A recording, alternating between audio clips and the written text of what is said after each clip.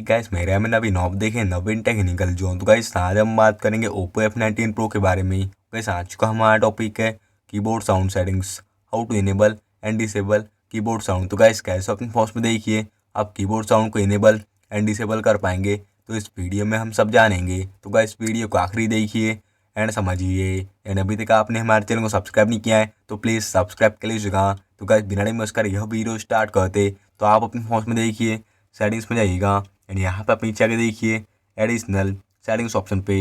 And यहाँ पे आपको देखिए फोर्थ ऑप्शन दिया आता है कीबोर्ड एंड इनपुट मेथड वाला, तो आप क्लिक कर लीजिएगा। एंड यहाँ पे आपको देखिए जीबोर्ड पे क्लिक कर देना है। एंड यहाँ पे आपको देखिए सेकंड ऑप्शन दिया आता है प्रेफरेंसेस वाला, तो आप क्लिक कर लीजिएगा। एंड यहाँ पे आप नीचे स्क्रॉल डाउन कर लीजिएगा।